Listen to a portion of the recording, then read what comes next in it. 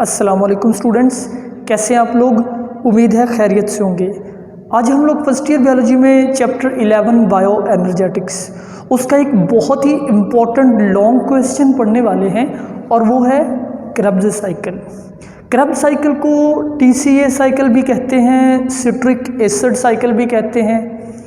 तो lecture complete सुनिएगा। Lecture के एंड पे मैं आपको ये भी बताऊंगा आप इस क्रेब्स साइकिल को याद कैसे रख सकते हैं। आप इस क्रेब्स साइकिल को 1-1.5 मिनट में आसानी से याद कर सकते हैं। इससे जो मेरा पिछला लेक्चर था उसमें मैंने आपको ग्लाइकोलाइसिस पढ़ाया था। ग्लाइकोलाइसिस में ग्लूकोज का एक मॉलिक्यूल 2 पायरोविक एसिड में टूट जाता है और ग्लाइकोलाइसिस साइटोप्लाज्म में होता है। अगर आप एरोबिक रेस्पिरेशन की बात करें तो एरोबिक रेस्पिरेशन में ग्लाइकोलाइसिस के दौरान जो 2 पायरोविक एसिड के मॉलिक्यूल बनते हैं वो माइटोकॉन्ड्रिया में एंटर हो जाते हैं। वहाँ पे ऑक्सीजन की प्रेजेंस में ये मॉलिक्यूल सिर्फ माइटोकॉन्ड्रिया के अंदर इनको मुकम्मल तौर पे ऑक्सीडाइज कर दिया जाता है। क्या मतलब ऑक्सीडाइज कर दिया जाता है? मतलब ये कि सारे कार्बन और हाइड्रोजन बॉन्ड तोड़ दिए जाते हैं। CH बॉन्ड को तोड़ना ही ऑक्सीडेशन है, हाइड्रोजन को रिमूव करना ऑक्सीडेशन कहलाता है।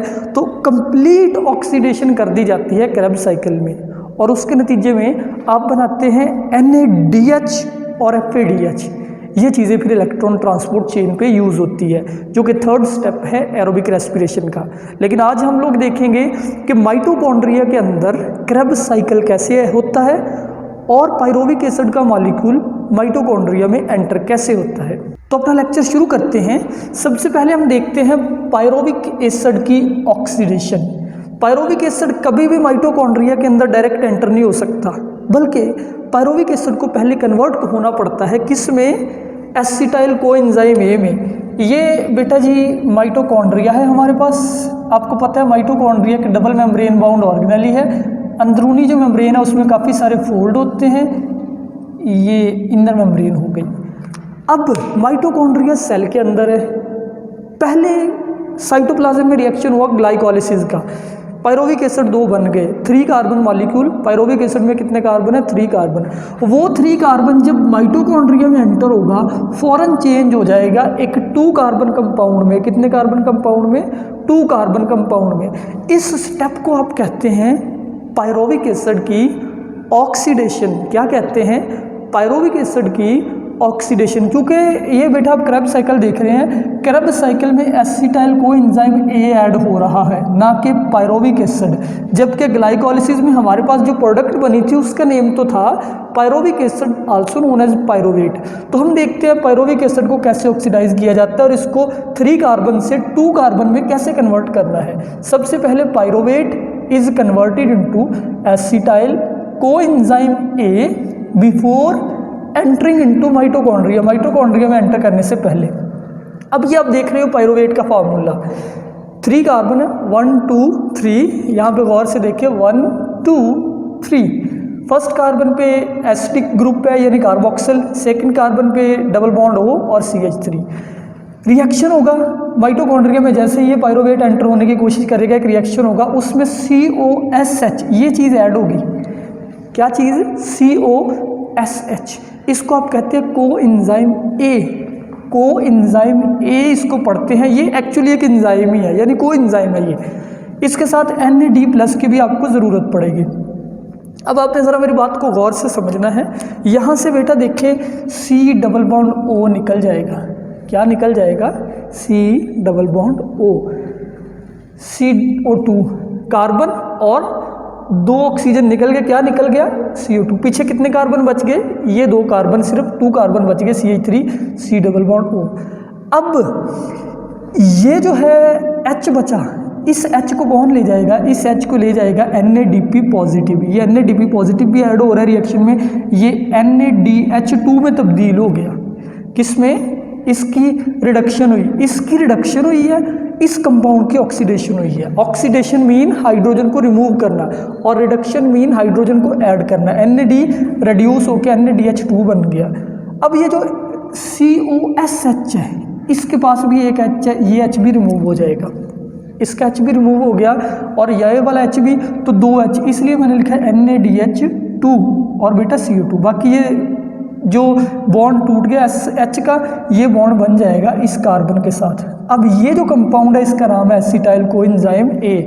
आपको समझ आ गई, एसिटाइल कोएंजाइम ए। अब ये मौजूद है माइटोकॉन्ड्रिया में। बाकी क्रेब्स साइकिल के जितने भी एंजाइम है वो सारे माइटोकॉन्ड्रिया में है, इसलिए क्रेब्स साइकिल सिर्फ माइटोकॉन्ड्रिया में ही हो सकता है और किसी जगह नहीं होगा। इस स्टेप को आप कहते हैं डी कार्बोक्सिलेशन एंड ऑक्सीडेशन का स्टेप। इस स्टेप को आप कहते हैं, इस पूरे प्रोसेस को डी कार्बोक्सिलेशन, डी रिमूव करना, कार्बोक्सिलेशन यानी कार्बन डाइऑक्साइड को, एंड ऑक्सीडेशन क्योंकि ऑक्सीडेशन भी हुई है इस कंपाउंड की। अच्छा बच्चों, बुक के ऊपर एक एसिटिक एसिड भी लिखा होगा, एसिटिक एसिड। उसने कहा है माइटोकॉन्ड्रिया में एंटर होने से पहले एसिटिक एसिड बनता है। दरअसल ये 3 कार्बन वाला जो है ना, ये पायरुवेट है। अगर 2 कार्बन रह जाए, अगर ये साथ ये ना जुड़ा हुआ हो, बाकी ये 2 कार्बन, इसको बाकी को एसिटिक एसिड कहते हैं। तो एसिटिक एसिड के साथ ये भी कोएंजाइम ए जुड़ जाए, फिर एसिटाइल कोए बनता है, फिर एसिटिक एसिड की बजाय एसिटाइल कोएंजाइम ए बनता है। नेक्स्ट हम देखते हैं जी क्रेब्स साइकिल। क्रेब्स साइकिल में acetyl coenzyme A is completely oxidise, ये मुकम्मल तौर पे ऑक्सीडाइज हो जाता है। ओवरऑल अगर आप क्रेब्स साइकिल की इक्वेशन देखें, ज़रा गौर से देख लीजिए, 2 एसिटाइल कोएंजाइम ए है। 2 क्यों है? क्योंकि ग्लूकोज का एक मॉलिक्यूल 2 पायरुविक एसिड पैदा करता है, और जब दोनों पायरुविक एसिड को आप कन्वर्ट कर लेते हैं एसिटाइल कोएंजाइम ए से, तो इसका मतलब है एक ग्लूकोज से 2 एसिटाइल कोएंजाइम ए बने। तो 2 एसिटाइल कोएंजाइम ए अगर आपके पास हो, टोटल कार्बन इनमें कितने हैं बेटा? 4 कार्बन। दोनों के अंदर एक में 2 कार्बन है, तो दोनों में मिला के 4 कार्बन। CO2 रिलीज हो जाएगी, यानी सारी कार्बन निकल गई। ये है रेस्पिरेशन में, हम इसलिए कहते हैं रेस्पिरेशन में कार्बन डाइऑक्साइड पैदा होती है। साथ 6 NaDH, यानी कि कार्बन जो है वो CO2 की फॉर्म में निकल गई, जो हाइड्रोजन है वो NaDH की फॉर्म में निकल गई, और 2 FADH भी बनते हैं। ये 2 चीज़ें बनती हैं, एक NaDH ये भी रिड्यूस हुआ, FADH ये भी रिड्यूस हुआ, और साथ 2 ATP भी बनते हैं। ये चीज़ें। अब स्टेप देखिए, ये जो पूरा क्रेब्स साइकिल है इसके टोटल 8 स्टेप्स हैं। अब क्रेब्स साइकिल की तरफ आ जाते हैं। यहाँ से हम शुरू करते हैं जी क्रेब्स साइकिल को। ये आपके पास मॉलिक्यूल है एसिटाइल कोएंजाइम ए, जो कि कितने कार्बन वाला है?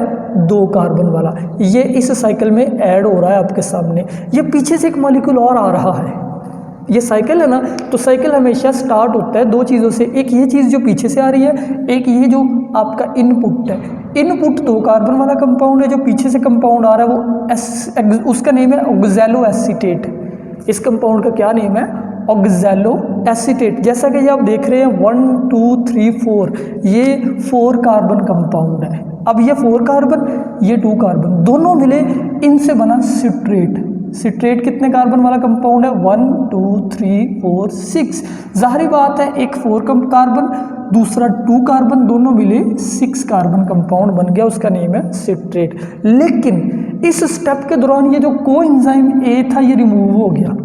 याद रखें, कोएंजाइम ए सिर्फ माइटोकॉन्ड्रिया में एंटर होने के लिए रिक्वायर था। जैसे ही रिएक्शन हुआ, कोएंजाइम ए उतर जाएगा, उसकी अब कोई ज़रूरत नहीं, इसलिए अब ये सिर्फ नॉर्मल कंपाउंड है सिट्रेट। इस दौरान वाटर भी रिलीज हुआ। अब नेक्स्ट सिट्रेट, जो कि 6 कार्बन कंपाउंड है, ये कन्वर्ट हो जाता है आइसोसिट्रेट में। किस में? आइसोसिट्रेट में। आइसो का मतलब होता है सेम, तो अब सिट्रेट तब्दील हो गया आइसोसिट्रेट में। आइसोसिट्रेट क्या है? ये आइसोमर है, ये दोनों एक दूसरे के आइसोमर है, क्योंकि आइसो मीन सेम। जब 2 मॉलिक्यूल का सेम मॉलिक्यूलर फार्मूला हो, स्ट्रक्चर डिफरेंट हो, यानी एटम्स की तरतीब 2 मॉलिक्यूल्स में डिफरेंट हो, आगे पीछे हो, उसको आप बोलते हो आइसोमर। तो आइसोमराइजेशन से आइसोसिट्रेट बना step number 1। This is step number 1। इस स्टेप को मैंने लिखा है यहाँ पे सिट्रेट फॉर्मेशन। अब आते हैं जी step number 2, that is very important and interesting.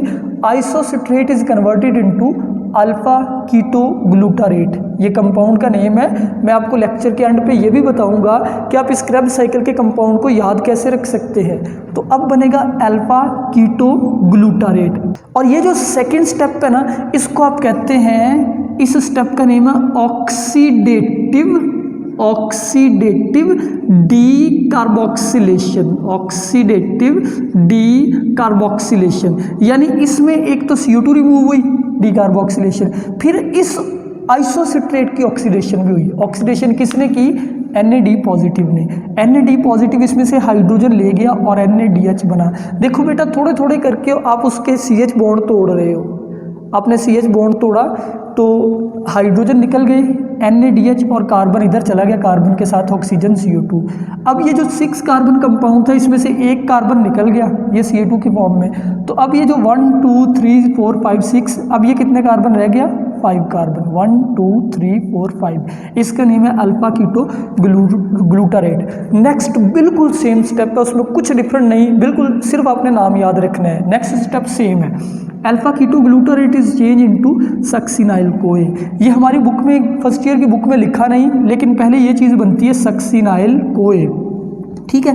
यहाँ पे CO2 निकलता है, अगेन डी कार्बोक्सिलेशन का रिएक्शन है, यानी ये रिएक्शन भी कौन सा है, ऑक्सीडेटिव, ऑक्सीडेशन हो रही है, NAD पॉजिटिव कर रहा है, डी कार्बोक्सिलेशन, CO2 रिमूव हुई, जाहिर बात है अब ये 4 कार्बन कंपाउंड रह गया, इसका नेम है सक्सिनाइल कोए। 2 स्टेप बिल्कुल सेम हो गए, ये second step, it is third step. अब आते हैं जी हम नेक्स्ट देखते हैं क्या होता है। नेक्स्ट वेरी इंपॉर्टेंट, सक्सिनाइल कोए is converted into succinate. Book पे उसने डायरेक्ट लिखा हुआ है अल्फा कीटो ग्लूटारेट से सक्सीनेट, लेकिन आप ऐड कर सकते हैं ये स्टेप भी पहले, अगर नहीं ऐड करना तो तब भी आपकी मर्जी है, करना है तो तब भी मर्जी है।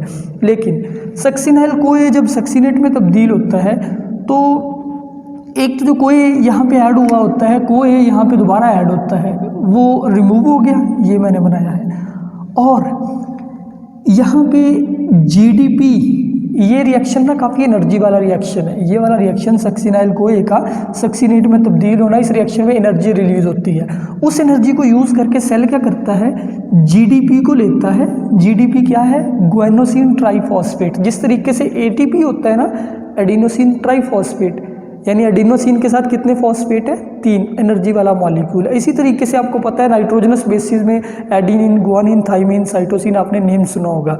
ऐसा ही होता है GTP।